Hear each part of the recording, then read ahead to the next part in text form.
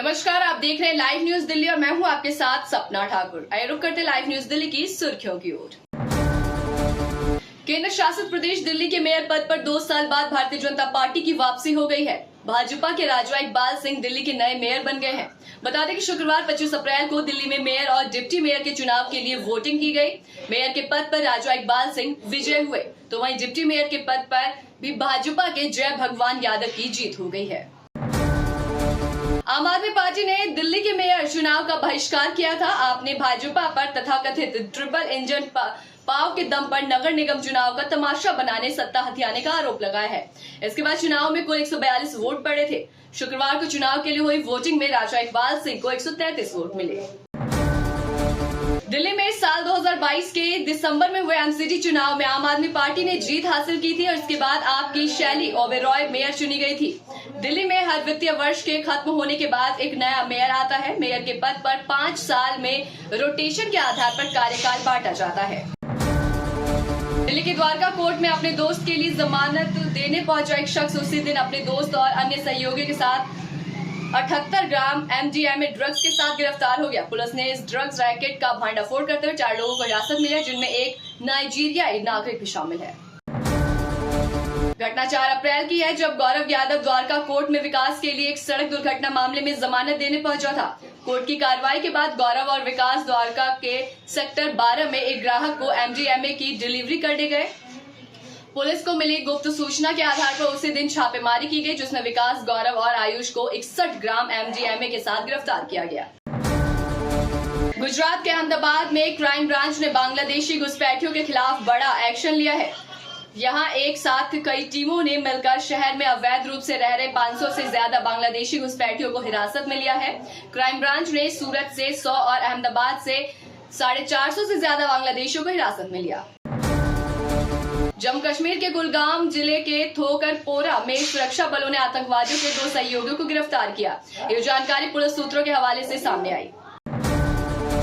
पहलगांव हमले के बाद भी पाकिस्तान अपनी हरकत से बाज नहीं आ रहा है। वो लगातार LOC पर सीज फायर कर रहा है। पाकिस्तान की तरफ से 25-26 अप्रैल की रात कश्मीर में नियंत्रण रेखा के पार कई पाकिस्तानी चौकियों की तरफ से गोलीबारी की गई।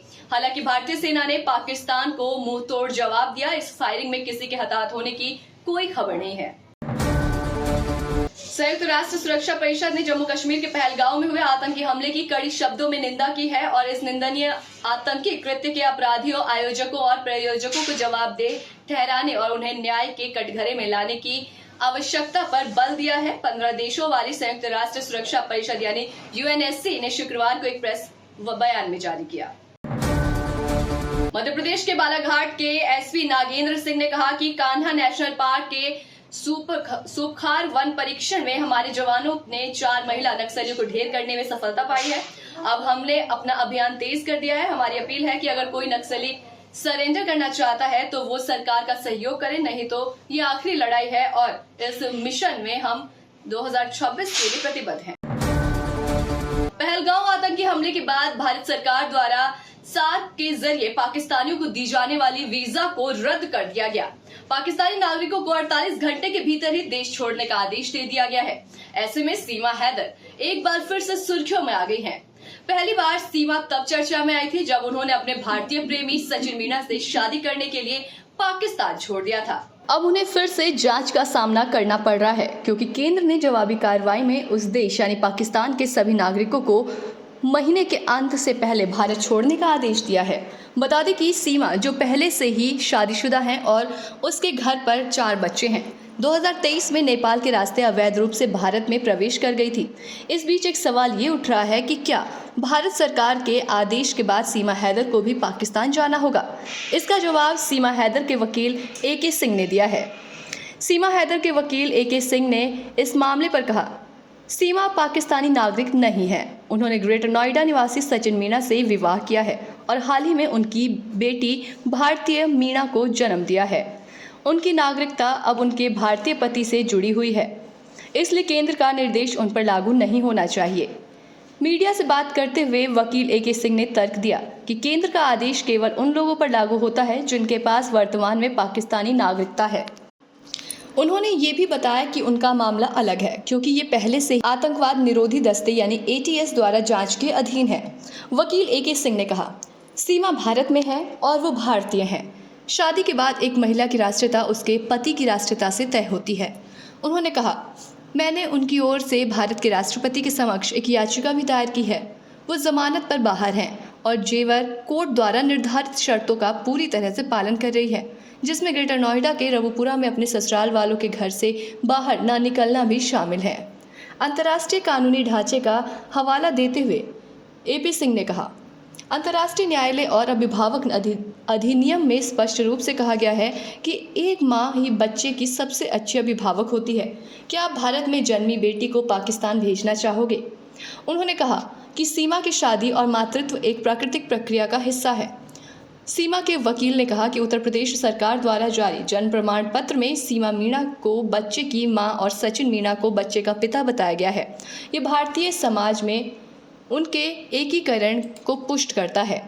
गार्जियनशिप एक्ट के अनुसार बच्चे को मां के साथ रहना चाहिए। कंटेम्प्ट ऑफ कोर्ट मामले में अदालत ने मेधा पाटकर को रिहा कर दिया है। पाटकर प्रोबेशन बॉन्ड और 1 लाख रुपए की जुर्माना राशि भरकर रिहा हुई। 23 अप्रैल को साकेत स्थित सत्र न्यायालय ने मेधा पाटकर के खिलाफ गैर NBW यानी गैर जमानती वारंट जारी किया था। दिल्ली पुलिस ने शुक्रवार को 70 वर्षीय मेधा पाटकर को गिरफ्तार कर कोर्ट में पेश किया। कोर्ट ने प्रोबेशन बॉन्ड जमा करने का आदेश दिया। इसके साथ ही 8 अप्रैल को ऑर्डर का अनुपालन करने का निर्देश दिया। प्रोबेशन बॉन्ड और 1 लाख का जुर्माना भरने पर कोर्ट ने मेधा पाटकर को रिहा कर दिया। दरअसल मामला 23 साल पुराना मामला है। मेधा पाटकर ने प्रेस कॉन्फ्रेंस कर VK सक्सेना पर भ्रष्टाचार का आरोप लगाया था। VK सक्सेना में आपराधिक मानहानि का मामला दर्ज करवाया था। उसी मामले में 8 अप्रैल 2025 को 70 वर्षीय मेधा पाटकर को दोषी ठहराया गया था। 1 लाख का जुर्माना कोर्ट ने लगाया था। जुर्माना और प्रोबेशन बॉन्ड जमा न करने पर 23 अप्रैल 2025 को साकेत कोर्ट ने गैर जमानती वारंट दाखिल किया था। अगली खबर लता एवी फिल्म से। लता एवी फिल्म ने एक नया वीडियो सॉन्ग रिलीज किया जो लोगों को काफी पसंद आ रहा है। लता एवी फिल्म में काम करने के लिए आप भी निमंत्रित हैं। lataevifilm@gmail.com पर अपना रिज्यूमे शेयर करके इसमें काम करने के लिए मौका पा सकते हैं। साथ ही जो नया वीडियो एल्बम रिलीज हुआ इसका लिंक आपको डिस्क्रिप्शन में मिल जाएगा।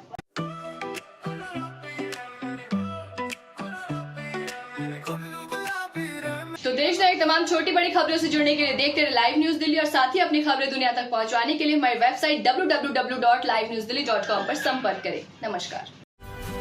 अभी सब्सक्राइब करें हमारे चैनल लाइव न्यूज दिल्ली को और साथ में बेल आइकन दबाना ना भूलें। Live news Delhi.